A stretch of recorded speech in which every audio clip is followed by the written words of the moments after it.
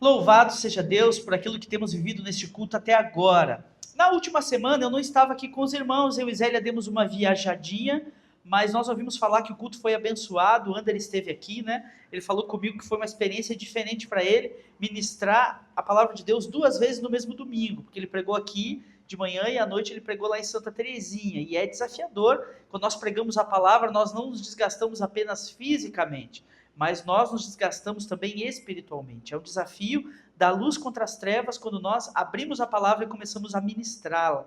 Então o Ander teve um pouquinho dessa experiência, e pelo que ouvi dos irmãos, foi um tempo abençoador. Deus falou através da palavra que o Anderson trouxe sobre a pessoa do Espírito Santo e a obra dele na nossa vida, nos convencendo, nos motivando, nos consolando, nos ajudando a viver todo o propósito de Deus para nós. Mas hoje eu quero voltar à série de sermões que tenho pregado aos irmãos sobre os milagres de Jesus. Nós estamos chegando no fim dessa série, falta só um pouquinho, então eu peço para você que tenha paciência, mais uns 4 sermões e nós vamos acabar a série sobre os milagres de Jesus. E hoje eu quero falar com os irmãos sobre um milagre que gira em torno de visão. Ontem alguns irmãos estiveram comigo no treinamento lá na Primeira Igreja Batista de Matelândia, onde nós ouvimos sobre a visão que Deus deu à Igreja Batista Central de Belo Horizonte. A visão de trabalhar a igreja por relacionamentos, desenvolvendo células que pudessem abrigar pessoas e servir como instrumento de evangelismo para a vida daquela igreja.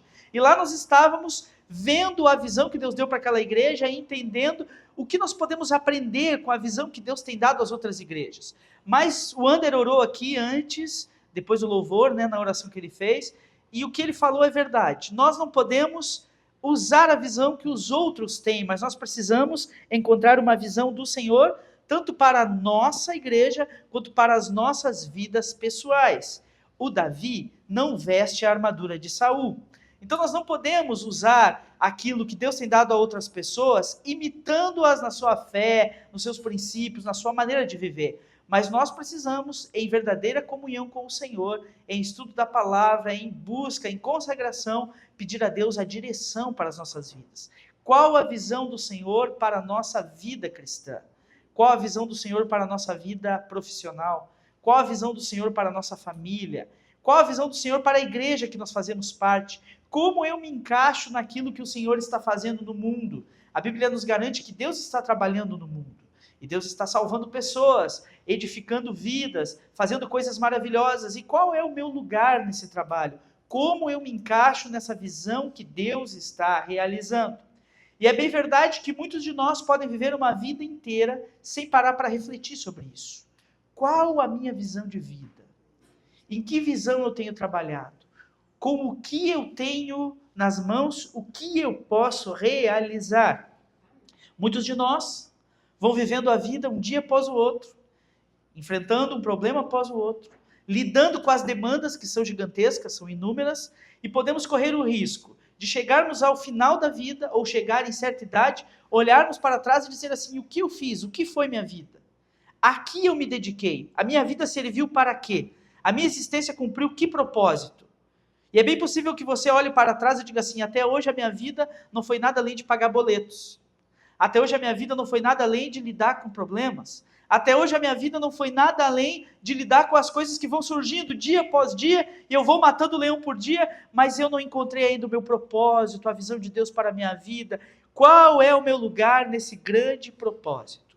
A palavra do Senhor veio ao nosso encontro nessa manhã, nos motivando a ter uma visão clara do que Deus quer para nós. Precisamos primeiro tirar a faixa que cega os nossos olhos. A palavra do Senhor nos diz que o inimigo de nossas almas cegou os olhos dessa geração para que eles não possam ver as coisas gloriosas que Deus tem feito.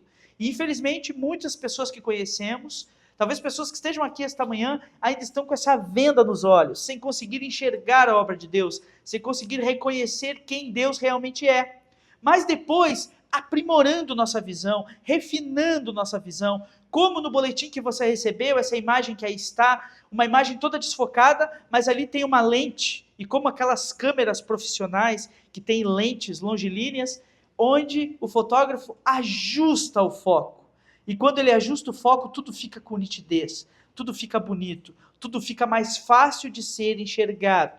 vez por outra em nossas vidas, o Senhor nos desafiará a ajustarmos o foco, a pensarmos o que Deus tem para a minha vida, qual é o meu propósito, qual a visão da minha existência, de que forma eu estou me encaixando no que Deus está realizando no mundo.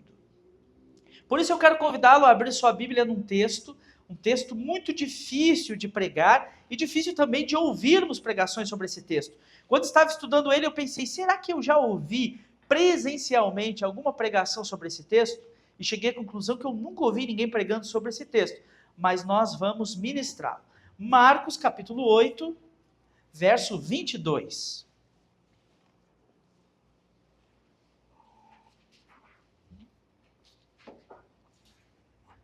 Marcos capítulo 8, verso 22. E eu não quero parar no verso 26, tampouco no verso 30, mas eu quero ir até o verso 33. Marcos 8, 22 a 33. Diz assim a palavra do Senhor. Quando chegaram a Betsaida, algumas pessoas trouxeram um cego a Jesus e lhe pediram que o tocasse. Ele tomou o cego pela mão e o levou para fora do povoado.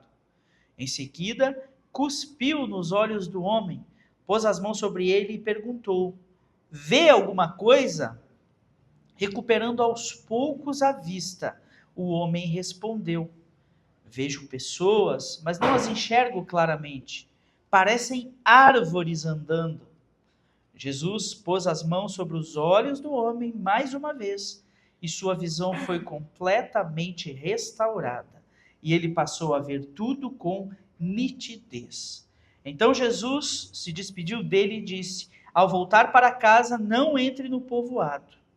Jesus e seus discípulos deixaram a Galiléia e foram para os povoados perto de Cesareia de Filipe.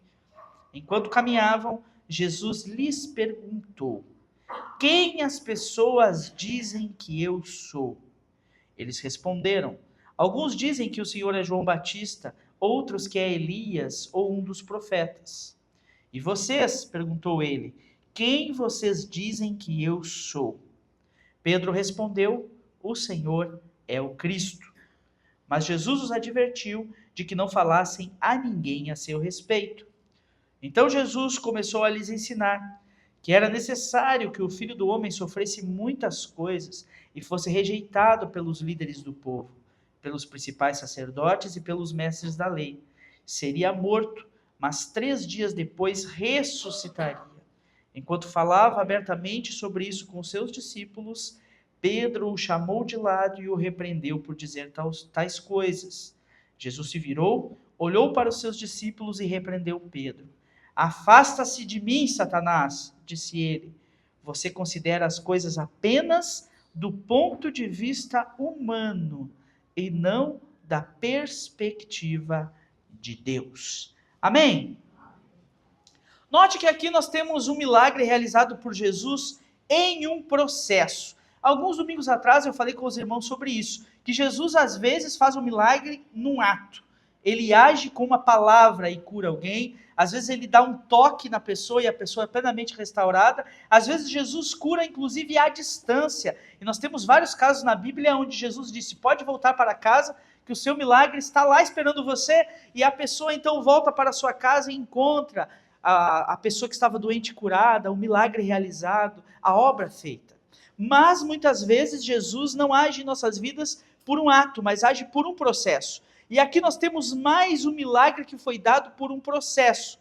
Jesus recebe esse homem que é trazido por algumas pessoas, e é bem interessante que o cego não tinha como distinguir Jesus entre a multidão, não tinha como saber qual daquelas vozes que ele ouvia era de fato a voz de Jesus. Então ele precisa que alguns homens o levem até Jesus e digam para ele: olha, esse é Jesus, que chamem Jesus e digam: olha, esse é nosso amigo, ele é cego e precisa da intervenção do Senhor. Jesus, toca na vida dele. Você já fez essa oração em relação a alguém? Senhor, toca na vida dele. Você já convidou alguém para vir na igreja com esse pensamento? Senhor, toque na vida dele. Foi isso que os amigos daquele cego fizeram por ele. Levaram ele até onde Jesus estava, lá na cidade de Betsaida, e então disseram a ele: Jesus, toca no nosso amigo. Então Jesus faz algo esquisito, diferente. Jesus toma aquele homem e os seus discípulos e sai do meio da multidão. Sai do povoado, vai até um lugar isolado. Jesus, seus discípulos e o homem que estava cego. E então Jesus cospe nos olhos daquele cego, a fim de que ele veja. E é bem interessante porque nós não sabemos como isso acontece. Os filmes que falam sobre a vida de Jesus, quando vemos isso representado nas telas, normalmente as pessoas usam isso de uma forma mais delicada, né? Jesus molha o dedo e passa no olho dele, né? Mas a expressão grega usada no texto é de fato cuspir, é fazer... Jesus cuspiu no rosto daquele homem, nos olhos dele. E então a multidão pensou, os discípulos pensaram, o que Jesus está fazendo? E mais, depois de cuspir, Jesus toca no rosto dele e fala, agora você está vendo? E aquele homem diz assim, olha, está melhor do que estava antes, mas a minha visão ainda não está nítida. Eu ainda não tenho nitidez do que estou enxergando. Eu enxergo algumas pessoas, mas elas são como árvores. E essa fala desse homem denota algo interessante do texto. Aquele homem provavelmente não nasceu cego, porque ele sabia como árvores pareciam. Então ele provavelmente ficou cego em algum momento da sua vida e ele consegue discernir isso. Quando os olhos dele ainda estão embaçados, ele diz, Senhor, melhorou, mas ainda não resolveu. Senhor, eu enxergo melhor. Se ficar assim, tá bom, porque eu já estou enxergando alguma coisa. Mas, Senhor, eu enxergo embaçado, enxergo sem nitidez, enxergo pessoas como se fossem árvores. E então, Jesus, uma vez mais, toca nos olhos daquele homem e pergunta, e agora você vê? E o homem diz, agora eu vejo perfeitamente. E então Jesus, que não pretendia mais fazer milagres, este foi o último milagre manifesto no Evangelho de Marcos, no capítulo 9, Jesus desce lá do norte de Israel, onde ele estava, a região de Betsaida, Cesareia de Filipe, para Jerusalém, que é uma região mais ao centro do país, onde ele vai ser entregue e vai à cruz. Então Jesus não queria mais operar milagres, então depois que cura aquele homem, ele diz, volte para a sua casa, que Deus abençoe sua vida, que você continue, que você receba esse milagre e continue tendo fé no Senhor, mas não volte para o povoado, não saia espalhando por aí o que aconteceu, porque eu agora passei para um segundo passo da minha missão. Eu não vou mais operar milagres, mas eu vou agora a Jerusalém, onde serei machucado, traído, entregue, crucificado em favor dos pecados da humanidade. Chama a atenção nesse texto que nós não entendemos nada quando lemos. Olhamos e pensamos, por que Jesus cuspiu nos olhos daquele homem? Por que parece que Jesus de primeira não consegue? Jesus não é todo poderoso, ele não é Deus de Deus e homem do homem, como diz a boa teologia. Jesus não é 100% Deus e 100% homem, então por que ele precisa de duas etapas para trabalhar na vida daquele homem? E nós ficamos olhando para esse milagre e pensamos, é um milagre difícil de ministrar. Mas meus irmãos, pasmem, a realidade do porquê Jesus operou aquele milagre da forma como operou está narrada nos próximos versículos. Aquele milagre não é apenas algo para abençoar o cego, mas Jesus está dando uma aula aos seus discípulos. Uma aula sobre o assunto que norteia a pregação desta manhã. Uma aula sobre visão. Qual é a visão? E Jesus usa a vida daquele cego, como o professor usa uma lousa, como alguém que trabalha com crianças usa um fantoche, ou usa uma maquete, ou usa um material de EVA, para representar uma realidade espiritual que ele queria ensinar aos seus discípulos. Eles precisavam ter visão. E é por isso que, saindo dali do milagre daquele homem, Jesus vai com seus discípulos no caminho, saindo de Betsaida, indo para Cesareia de Filipe, e ele pergunta, quem as pessoas dizem que eu sou? Qual é a visão que as pessoas têm sobre mim? E a resposta dos discípulos mostra que a multidão, o povo que não conhece o Senhor, é como aquele cego antes de conhecer Jesus. Senhor, uns dizem que o Senhor é Elias, outros dizem que o Senhor é João Batista, outros dizem que o Senhor é algum dos profetas. O povo não sabe. O povo está completamente cego. E então Jesus pergunta, mas vocês, que andam comigo nos últimos 3 anos. Vocês que estão comigo durante todos os meus milagres, vocês que ouviram todos os meus sermões, vocês que viram tudo que eu fiz e ensinei. Quem vocês dizem que eu sou? E então se levanta Pedro, a voz dos 12, e diz: Senhor, nós temos a certeza, por tudo que ouvimos do Senhor, por tudo que vimos, pela nossa convivência, que tu és de fato o Cristo. E aí nós vemos como se os discípulos estivessem ajustando o foco, enxergando de fato quem Jesus era, que a missão de Jesus não estava presa ao tempo, a missão de Jesus não estava limitada aos lugares geográficos onde Jesus pisou, a missão de Jesus não estava limitada àquelas poucas pessoas da terra de Israel que ouviram a sua mensagem, que tiveram acesso a ele, mas que a mensagem de Jesus transcenderia toda a história da humanidade, de tal forma que a humanidade seria dividida em antes e depois de Cristo, e que todas as nações teriam ouvido a palavra de Cristo através do povo que ele deixaria para dar continuidade à sua obra. Naquele momento, Pedro entende que Jesus Cristo é muito mais do que os olhos pequenos deles viam caminhando pelas ruas da Galiléia. Mas o texto anda um pouquinho mais, e algo nos chama mais atenção. Porque depois que os discípulos estão com o foco ajustado, dizendo: Senhor, o Senhor é o Cristo. Jesus diz: ufa, que bom, vocês estão com a visão correta. De fato, eu não sou um milagreiro, eu não sou um professor, eu sou muito mais do que isso. Embora eu faça milagres, embora eu ensine, eu sou o Cristo, aquele que veio para perdoar os pecados de todos os homens, de todas as eras, de todos os lugares, de todas as línguas e de todas as nações. E aí Jesus começa a falar para eles o que está predito a respeito do Cristo, o que os profetas ensinaram a respeito do Cristo. Jesus começa a dizer: agora nós vamos descer a Jerusalém, e lá eu vou ser traído, lá eu vou sofrer, lá eu serei entregue. E aqueles homens que até aquele momento estavam com a visão errada, de uma hora para outra, é como se alguém embaçasse os óculos deles. Você já viu alguém que enxerga mal? Põe o óculos, enxerga perfeito, né? Mas aí vai tomar um café quente, um chá quente, e o óculos embaça, né? Não enxerga mais nada. Pessoas que ficam completamente cegas. Ou pessoas que usam aquela lente que quando sai no sol escurece, já viu? Aquela lente de óculos. Aí ele está no sol, aí ele entra num lugar assim escuro e aquela lente demora um pouco para clarear. A pessoa fica assim, sem enxergar direito, porque ainda está aquele escuro da lente. Por um momento, as vistas dos discípulos se embaçam. E o mesmo Pedro, que disse a Jesus Cristo: tu és o Cristo. E lá em Mateus, narrando essa mesma passagem, Mateus diz que Jesus elogia Pedro, porque diz: bem-aventurado é você, Simão, filho de Jonas, porque não foi carne e sangue que te revelou, mas foi o Espírito do Senhor que revelou isso para você.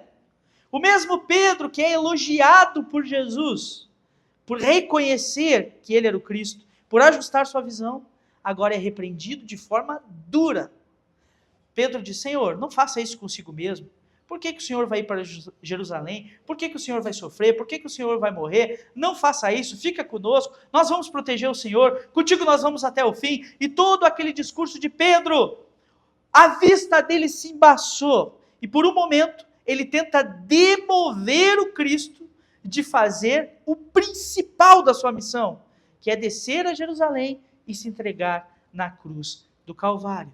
Jesus olha para Pedro e diz: para trás de mim, Satanás, porque você não deseja as coisas de Deus, você não está querendo enxergar as coisas perfeitamente, mas você está distorcendo tudo o que está acontecendo. Você considera as coisas apenas pelo ponto de vista humano, verso 33, mas não da perspectiva de Deus. Eu quero destacar, meus irmãos, desse texto, algumas lições sobre visão, sobre tipos de visão que podem estar presentes na nossa vida. E que tipo de visão nós devemos ter, para que nós possamos, primeiro, entender o nosso propósito de existência. Para que Deus me colocou nesse mundo? O que sou eu? Para que Deus me chama? Para que Deus me direciona? Em segundo lugar, O que Deus está fazendo ao redor de mim e como eu me encaixo nisso? Para que nós possamos assim viver como pessoas que têm propósito. Não como pessoas que vivem por aí, empurrando com a barriga, vivendo um dia após outro, sem ter a lucidez de uma visão que nos conduza e nos oriente na caminhada desse mundo. A igreja está comigo ainda? Amém. Então quem está comigo diz amém aí. Amém. Glória a Deus. O primeiro tipo de visão que nós vemos aqui no texto é a cegueira, que embora seja, por definição, a falta da visão, é um tipo de maneira de se relacionar com o mundo. E aquele homem que foi levado a Jesus estava nessa situação, ele estava cego. Mas não apenas ele, as multidões que não sabiam quem Jesus era também estavam cegas. E não apenas elas, porque os fariseus, escribas e mestres da lei, que seguiam Jesus por todo lado, querendo incriminá-lo, querendo puni-lo, querendo matá-lo, também estavam cegos para quem Jesus é. Jesus estava lá, anunciando o reino de Deus, operando sinais e maravilhas, fazendo coisas que nunca ninguém fez. Mas para aqueles olhos que não têm fé, para aquelas pessoas que não têm visão, para aquelas pessoas que estão com uma venda nos seus olhos, nada desce ao coração. Quem está cego espiritualmente não pode discernir as coisas do Senhor. Você conhece pessoas assim? Pessoas que pedem oração. Você ora por ela, a cura vem.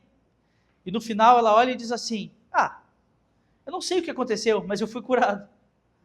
Eu não sei o que aconteceu, mas eu estou me sentindo melhor. Aí você fala para ela: eu sei o que aconteceu, eu orei por você. Fala, não, mas eu acho que não foi isso.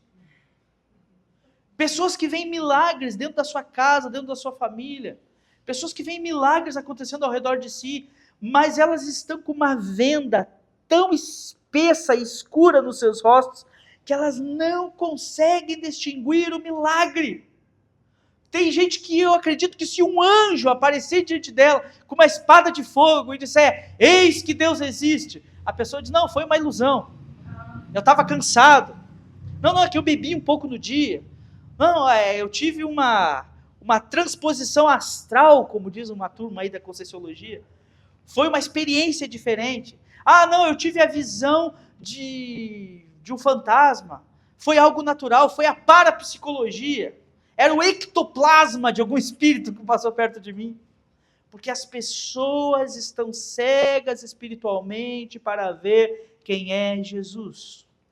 Pessoas cegas espiritualmente existem apenas para satisfazer seus instintos naturais. Sabe o que elas querem? Comer bem, dormir bem, viajar, pagar as contas, fazer churrasquinho no fim de semana. E quantas pessoas você conhece que são assim? Vivem para trabalhar e fazer churrasco sexta-feira ou domingo, né? Elas trabalham, domingo compra uma caixinha de cerveja, um pedaço de carne, joga a carne na brasa, toma cerveja, fica anestesiado um dia da semana, e aí no outro dia, segunda-feira, de novo, a mesma rotina, a mesma vida. Pessoas que estão cegas espiritualmente não conseguem discernir que além da vida natural que nós temos, além das nossas necessidades naturais, além dos nossos instintos, existe uma realidade espiritual. Essas pessoas vivem uma vida seca, uma vida tosca, uma vida que é um arremedo da vida verdadeira. E elas só terão visão no dia em que elas encontrarem Jesus Cristo. Alguns comentaristas dizem que a época em que Jesus fez esse milagre, havia uma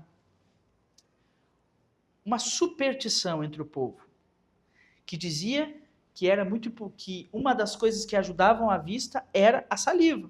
Então as pessoas tinham esse costume de cuspir na mão e passar nos olhos. Você já fez isso também, fala a verdade.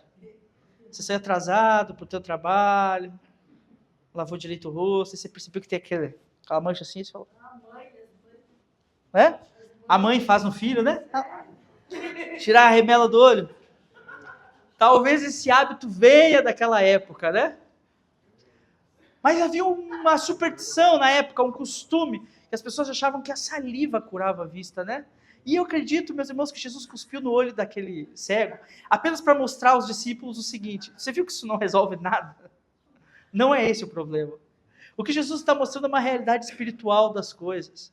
O que vai livrar da cegueira espiritual não é receita que está por aí, não é superstição, não é coisas que você pode conquistar, não é ilusões de realização que o mundo te dá, dizendo que se você tiver muito dinheiro você vai ser super feliz, se você tiver o marido ou a esposa mais linda do mundo você vai ser feliz, se você estiver lá nas Maldivas, naquele chalezinho, em cima daquela água cristalina, tomando uma água de coco, você vai ser feliz. Você vai ficar lá uma semana e daqui a pouquinho você está dizendo, nossa, que tô doido para sair daqui, ir para outro lugar, viver outra experiência, porque nada pode livrar a nossa cegueira, a não ser um encontro verdadeiro com Jesus, quando Ele nos toca. Amém? Mas existe um outro tipo de visão, que é a visão embaçada, a visão prejudicada. Aquele homem, então, vai até Jesus, seus amigos o levam, Jesus o separa da multidão, o leva para fora do povoado, cospe nos olhos dele e toca nele e diz, você está vendo agora? E aquele homem diz, vejo mais ou menos, vejo embaçado, vejo sem nitidez, eu enxergo as coisas mais ou menos. E essa é a realidade de algumas pessoas. Aquelas multidões que iam até Jesus, que de fato recebiam milagres, que tinham experiências com o Senhor, aqueles que várias vezes disseram ao longo do Evangelho, Senhor, nunca ouvimos alguém ensinar como Ele, porque Ele fala com autoridade, e não ensina como os fariseus que vivem repetindo a mesma coisa. Essas pessoas que experimentaram do poder do Senhor, aquelas que comeram o pão que Jesus multiplicou, aquelas que foram alvos da cura, aquelas que foram alvos das pregações, aquelas que de fato estiveram ali com Jesus, viram quem Jesus era. Mas nós vemos na Bíblia Sagrada que a mesma multidão que recebe Jesus Cristo no domingo de Ramos, dizendo, Hosana, bendito que vem em nome do Senhor, jogando palmas no chão, jogando roupas no chão, para que Jesus entre. Esse mesmo povo que está lá dizendo, Ele é maravilhoso, Ele é o Rei, que entre o Rei do povo em Jerusalém, e que Ele se assente no trono, e que Ele governe a nação. É o mesmo que na sexta-feira diz? Crucifica, crucifica, crucificam. Porque a multidão é assim. Eles têm uma visão embaçada de quem Jesus é. Talvez num país cristão como o Brasil, esse seja o maior percentual das pessoas que conhecemos. Pessoas que acreditam que Jesus existe. Pessoas que já até tiveram alguma experiência com Ele. As pessoas dizem, não, Jesus existe. Uma vez eu fui numa igreja e eu senti um negócio fundo no meu coração. A pessoa sabe que Deus existe. Alguém que porventura em algum momento da vida orou pedindo um milagre, Deus fez um milagre, e a pessoa sabe que Deus faz milagres. Ela guarda isso no coração dela. Pessoas que foram alvos da provisão do Senhor. Pessoas que viviam numa situação de pobreza, de degradação muito grande, e Deus as tirou de lá e elas reconhecem. Se não fosse Deus, eu não teria chegado onde eu cheguei. Pessoas que têm uma visão de Deus, mas que esta visão não é eficiente para fazê-las ter um relacionamento com Deus. Elas acreditam que Deus existe, acreditam que Deus é bom, mas elas não conseguem ver nitidamente quem Deus é. E daí elas andam como folhas ao vento, sendo empurradas de um lado para o outro. Um dia elas recebem um convite para ir numa igreja lá, elas vão. Outro dia recebem o convite para ir em outra igreja, elas vão. Outro dia elas recebem o convite para ir na casa de alguém que vai ter uma oração, elas vão. Outro dia recebem uma palavra de alguém, elas guardam no coração. Aí está lá na internet, passeando nos feeds da vida e recebe uma palavra de um pastor e vai lá e dá like. E ela vive assim. Mas se você perguntar para ela quem é Jesus e o que ele faz em favor do pecador, a pessoa fica, puxa vida. Eu não sei explicar direito quem Jesus é, mas eu acredito que Ele existe. Se você disser o que Jesus fez na sua vida, se você morrer agora, você vai para o céu ou vai para o inferno? A pessoa começa, não sei não, hein?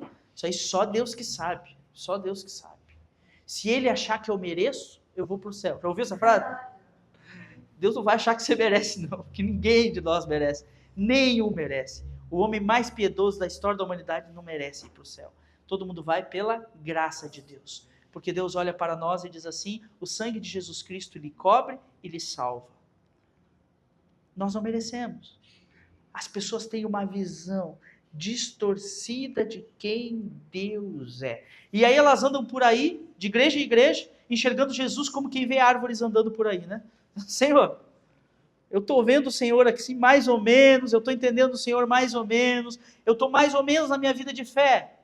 Meus irmãos, esse tipo de visão não será eficiente para transformar as nossas vidas, para nos dar um propósito, para mudar a nossa existência, para nos dar um direcionamento verdadeiro sobre o que Deus tem para as nossas vidas e como nós nos encaixamos no seu plano.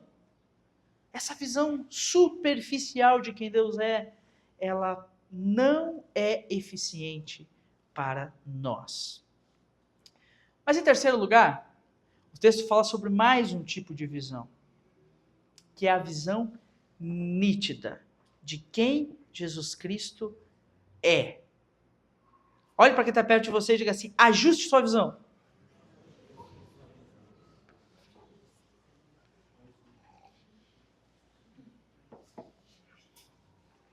Jesus toca novamente aquele cego. Novamente.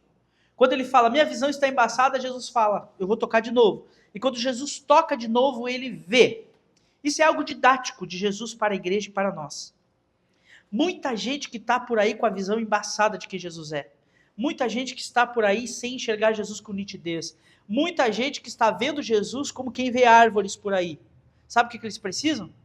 Que Jesus toque de novo em suas vidas. Talvez Jesus dê o primeiro toque dizendo, esse é o caminho. Mas a pessoa se foi para trás de pecado, se envolveu com coisa que não devia, deu brecha para Satanás, permitiu que outros sentimentos entrassem no seu coração e ela ficou aí desviadona. E o que ela precisa agora? Que Jesus toque de novo na vida dela. E quando Jesus toca de novo nos olhos daquele cego, agora ele diz, eu enxergo perfeitamente. Quando Jesus pergunta aos discípulos, quem vocês dizem que eu sou? Pedro salta e fala, tu és o Cristo. A visão está nítida, ele é Jesus Cristo, ele é o Salvador, ele é tudo para nós. Como é bom quando a ficha cai. Não é verdade? Você lembra o dia que a ficha caiu para você? Houve um tempo em que você vinha na igreja e vinha por vir, não é verdade? Você vinha porque alguém trazia você vinha porque você gostava do ambiente, você vinha porque você se sentia legal, você vinha por um motivo ou outro. Mas houve um dia em que a ficha caiu para você. E você disse assim, opa, esse Jesus é real. Ele existe mesmo. Ele é poderoso mesmo. Ele está trabalhando na minha vida mesmo. Ele é real. Ele está agindo aqui dentro de mim. Nessa hora que a ficha cai é uma expressão antiga, né? Quem é que lembra do telefone de ficha? Bom, então não estou falando das paredes, né? Quando a gente cai em si, quando a nossa mente entende, o momento do clique, a virada de chave aconteceu. Agora eu entendi. Poxa vida, eu sentava aqui e vi o pastor falando que Jesus faz isso, Jesus faz aquilo, o pastor pregando, e para mim era como se fosse uma mosca voando, eu ficava assim. Mas aí teve um dia que você sentou, o pastor pregou e você falou, opa, agora entrou. Parece que entrou. Transformou minha vida. Agora eu entendi aquelas pregações. Puxa, é aquilo que o pastor falou no passado, agora eu estou entendendo. E aquilo que uma irmã falou comigo, agora eu entendi aquele mistério. Aquilo que o irmão me aconselhou, puxa, agora eu peguei, porque a minha visão se ajustou. Agora eu sei quem é Jesus. Agora eu entendi que ele é o Cristo. Meus irmãos, todos nós precisamos, dia após dia na nossa vida, cuidar para que o nosso foco não esteja fora. Ajustar a nossa visão, ver quem Jesus é, sermos renovados pelo seu poder, ter atos de consagração que vão nos lembrar de como nós dependemos de Jesus e daquilo que ele faz na nossa vida. Nós precisamos disso. Nós não podemos viver alicerçados no passado, no que Jesus foi para nós há 20 anos, no que Jesus foi para nós há 10 anos, no que Jesus foi para nós semana passada. Nós precisamos viver alicerçados no que Jesus é para nós hoje. Hoje Ele é todo-poderoso, hoje Ele é maravilhoso, hoje Ele usa a minha vida, hoje Ele fala comigo, hoje Ele me ensina. Eu ajusto a minha visão para dizer: Tu és o Cristo, Senhor. A minha visão está agora perfeita. Eu estou focado no Senhor, eu estou juntinho contigo, eu estou sentindo a Tua verdadeira presença na minha vida. Nós precisamos buscar essa visão no Senhor, porque é nela que está o nosso propósito, é nela que está o direcionamento do Senhor, é nela que o nosso coração vai se encher de verdadeira realização e de verdadeiro propósito. Quando nós entendemos quem Deus é, entendemos o que Ele está fazendo, entendemos como Ele deseja nos usar nisso que Ele está fazendo, meus irmãos, o nosso coração descansa. Nós ficamos assim animados, nós ficamos cheios de fé para realizar o que o Senhor tem para nós. E aí, a gente tem que pagar boleto do mesmo jeito, não tem? Mas o boleto já não é o mais importante. A gente trabalha e paga o boleto. A gente tem que todo dia sair cedo e voltar tarde do trabalho. Mas o trabalho já não é o mais importante, porque a gente sabe que aquilo ali nós fazemos porque precisamos fazer, mas aquilo não é o nosso propósito, não é a nossa vida, não é o que move o nosso coração. Nós lidamos com as dificuldades que surgem na vida, mas nós lidamos com ela de um ponto de vista diferente. Nós olhamos para a dificuldade e dizemos: puxa vida, Deus tem uma visão, Deus está trabalhando, eu estou envolvido nessa missão do Senhor. Eu não sei por que essa coisa negativa aconteceu comigo. Não sei por que essa notícia triste chegou, não sei por que eu tive que passar por essa provação, não sei por que estou lidando com essa dificuldade, mas de uma coisa eu sei: Deus está no controle. Amém. Eu estou debaixo da visão dele. Eu estou andando na visão dele. Eu sei o que ele tem para mim e estou agarrado com ele. Então Deus há de fazer a sua obra. Mas em quarto e último lugar, eu quero destacar ainda mais um tipo de visão. Primeira visão, a falta dela, a cegueira. Segundo tipo de visão, a visão embaçada. Terceiro tipo de visão, a visão perfeita, nítida. E o quarto tipo de visão, a visão prejudicada. A visão prejudicada. Aquele homem foi curado por Jesus e ele voltou a ver naquele dia. Mas nós não sabemos o que aconteceu com ele para o resto da vida. Talvez lá, quando aquele homem ficou velhinho, a vista dele enfraqueceu de novo. E ainda que ele tenha visto perfeitamente até seu último dia de vida, ele morreu. E os seus olhos apodreceram como o meu e o seu vão apodrecer também. Aquele milagre foi temporário na vida dele. Aquele homem, por mais que tivesse experimentado aquele milagre do Senhor, a visão dele um dia acabou. Mas nos chama a atenção no texto como a visão nítida e ajustada de Pedro pode mudar tão rápido. Como que de uma hora para outra, aquele que é capaz de dizer tu és o Cristo, é capaz de dizer: negue a cruz, não vá à cruz, não faça isso contigo mesmo, não salve a humanidade, fica conosco. Como é possível alguém que tem a visão ajustada para saber que ele é o Salvador da humanidade, no instante seguinte, ter uma visão prejudicada de tal forma que quer ter Jesus apenas para si e não quer mais que Jesus cumpra a sua missão? Rubem Alves tem uma frase muito bonita que ele fala: amar é deixar ir. O amor nunca prende.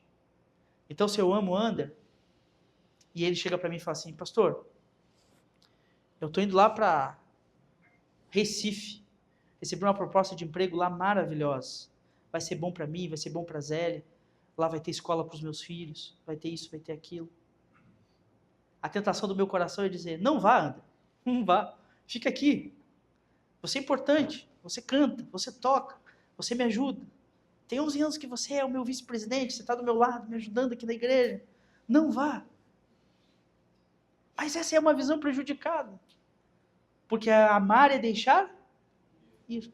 Ander, Deus te abençoe, vai com Deus, saiba que aqui vai ser sempre a sua casa, você vai sempre ser bem-vindo nesse lugar, a sua família mora aqui, então de vez em quando você vai vir aqui, e quando você vier, vai ser igual quando você estava aqui, você vai cantar conosco, você vai se alegrar conosco, nós vamos se alegrar com você, e quando nós vemos você feliz lá onde você está, nós também estaremos, porque amar é deixar ir, meus irmãos. Quem tem a visão prejudicada, faz o que Pedro fez. Senhor, não vai. Senhor, fica conosco. Senhor, não cumpre a tua missão. E meus irmãos, toca o meu coração o fato de ver pessoas que têm esse tipo de visão prejudicada. A visão que não está preocupada com o que está acontecendo no geral, mas uma visão que está preocupada apenas com o seu ego, com o seu desejo, com a sua vontade. Isso pode acontecer na minha vida e na sua vida. Começarmos cegos, todos nós começamos cegos, mas Jesus nos toca daqui, nos toca dali, através de uma mensagem, através da palavra do amigo, e então a nossa visão começa a ficar um pouco embaçada, mas nós já estamos vendo alguma coisa, está acontecendo algo. Então em algum momento Jesus nos pega, pá, nos toca poderosamente, e aí os nossos olhos se abrem, a nossa visão fica nítida do Senhor, e nós ficamos vivendo ali, naquela nitidez. Mas pode acontecer que pelas ciladas do inimigo, e Jesus fala isso para Pedro, Jesus vê que quem está falando na boca de Pedro é o próprio Satanás. E por isso Jesus diz, para trás de mim, Satanás, essa palavra não vem de Deus, essa palavra não tem origem no céu, ela é humana, ela é carnal. Isso pode acontecer conosco, de nós sermos seduzidos por Satanás e começarmos a ter uma visão deficitária, começarmos a ter uma espécie de catarata espiritual. E ao invés de reconhecermos que estamos com catarata espiritual, ao invés de reconhecermos que não estamos mais vendo nitidamente, fazermos que nem alguns idosos fazem. Eu enxergo bem. Não preciso de óculos, eu enxergo bem. Né? Quando o braço fica curto, a pessoa precisa de óculos, né? A pessoa fica assim. Eu não, enxergo bem, estou enxergando aqui. Pode acontecer conosco espiritualmente isso, de nós não estarmos vendo nitidamente, mas de nós levantarmos a bandeira dizendo, eu tenho a visão, eu sei como é que faz, eu estou correto, a visão é essa, o caminho é esse.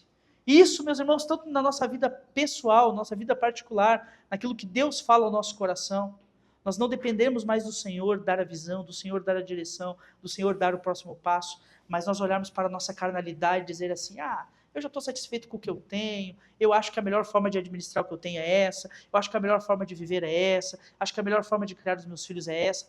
Pare de achar, Deus não se importa com o que você acha, amém?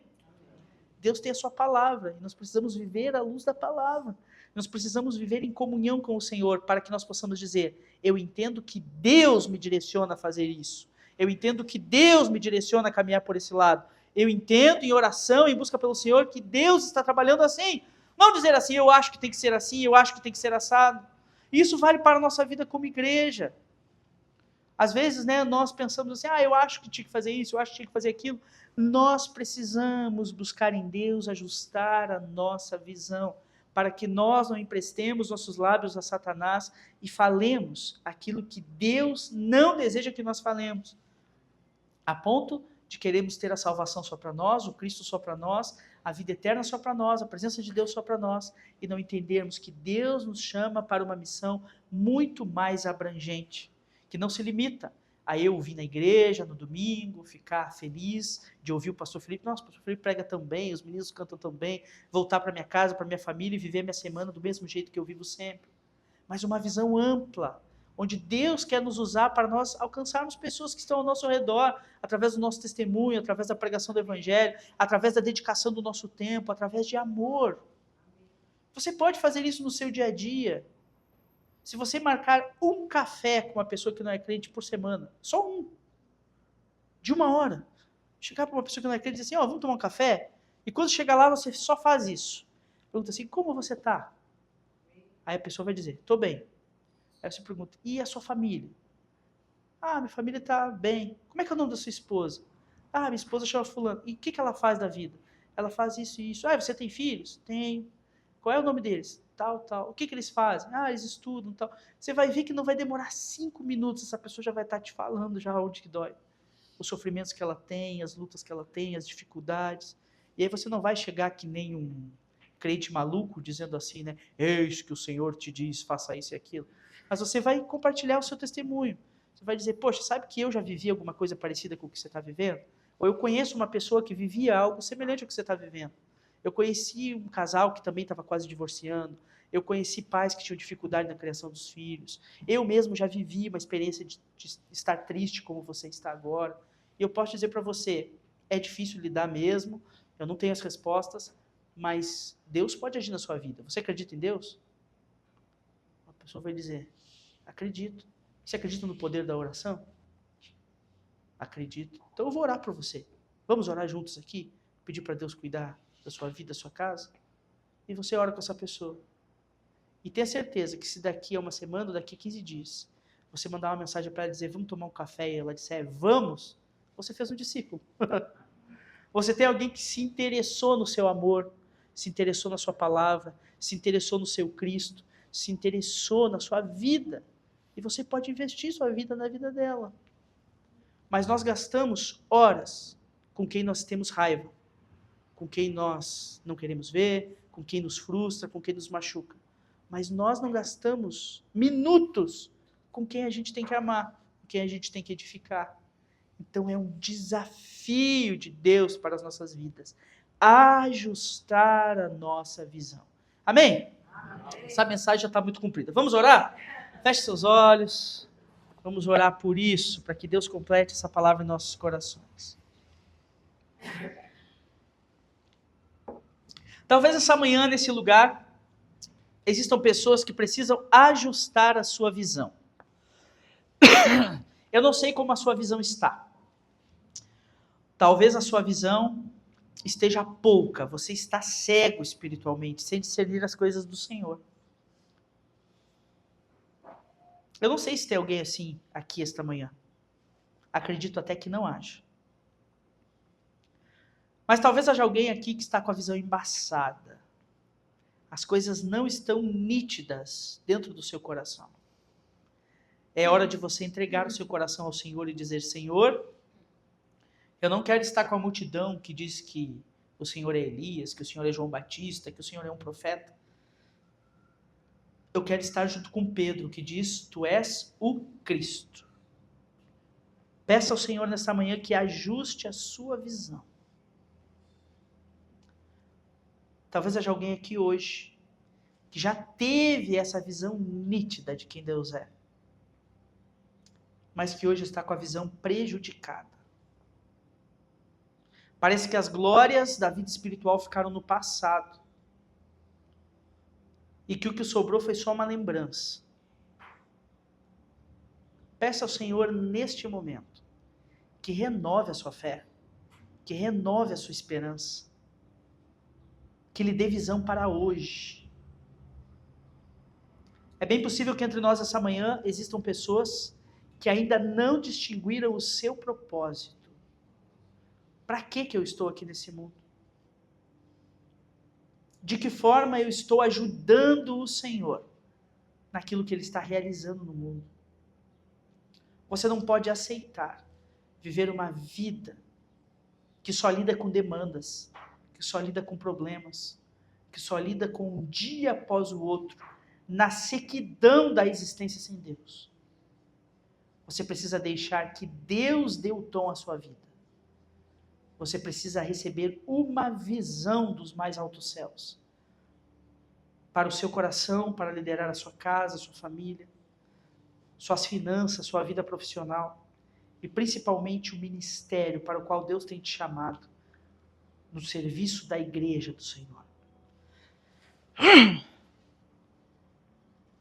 Fale com o Senhor nesse tempo. Coloque a sua vida diante dele. Se você é um desses que quer orar comigo, pedindo ao Senhor o ajuste da visão, eu quero pedir que você se coloque de pé onde você está, não precisa vir aqui à frente, só se coloque de pé onde você está. E nós vamos orar. Senhor Jesus, o Senhor viu as pessoas que estão em pé, pedindo ao Senhor o ajuste da visão. Certamente o Senhor era poderoso e continua sendo para curar com um único toque. O Senhor não precisa do cuspe, o Senhor não precisa da segunda tentativa. Mas nós cremos que o Senhor deixou esse relato na tua palavra para nos ensinar que nós precisamos ajustar a nossa visão.